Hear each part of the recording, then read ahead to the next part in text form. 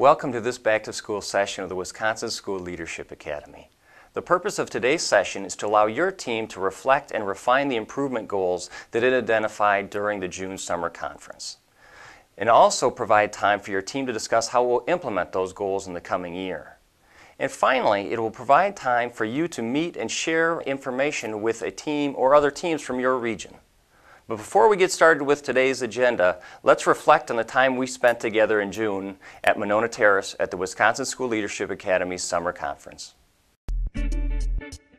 Hi, Bruce Wellman. Enjoyed my time with you in June.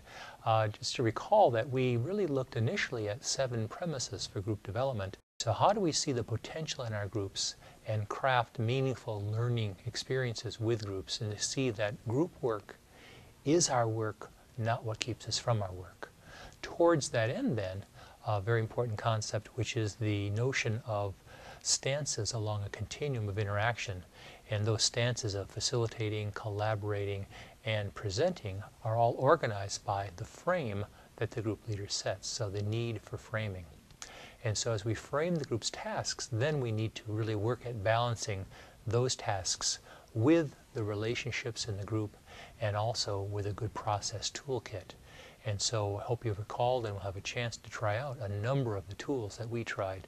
The Say Something, the Connecting to Text, using partners report, most important points. You'll notice that there are ways to structure conversations, to frame time with grouping patterns, with also a degree of structure. So how much structure, again related to what the task is, the complexity, and the emotional content there. So best wishes for all your work. Group work is tough, but with some grace and some care for ourselves and also for our colleagues, we can make a difference for them and also for the children we serve. Hi group, my name is Janie Pollock, and I spoke with you in the summertime and just wanted to remind you that our goal in the One Teacher at a Time book is to improve student learning.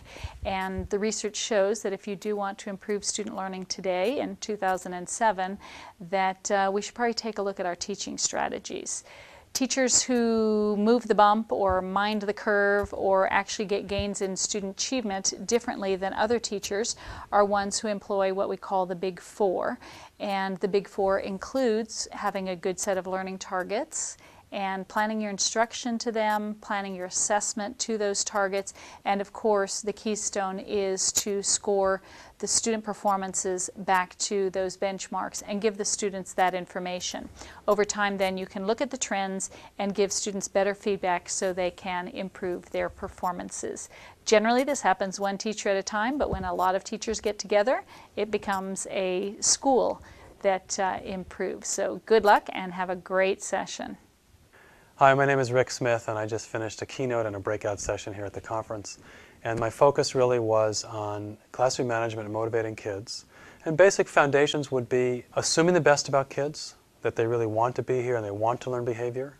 And then I broke it down to some simple things. So we got into consistency and areas of hand-raising consistency, and these are the anchors that can really make a difference for teachers in the classroom. No arguing with the ref, something I call the popcorn effect, and that we can just say no in the classroom without going into the land of reasons.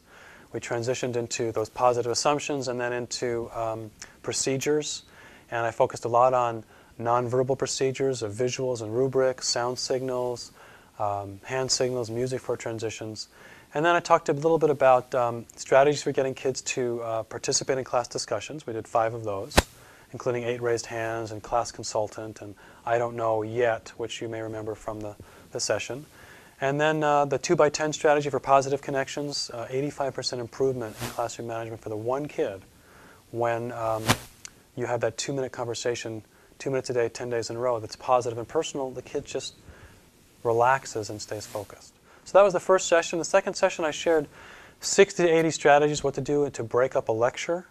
And we modeled that. Teachers had a chance to participate in that. And I called that note-taking, note-making. And then we spent a lot of time looking at what I've done to motivate the people in the room. And we pulled those things apart, things like laughter and music and the high five and my personal enthusiasm, and how that can make a difference in the classroom or in the staff room for success as a teacher or as an administrator. Thanks. Good luck.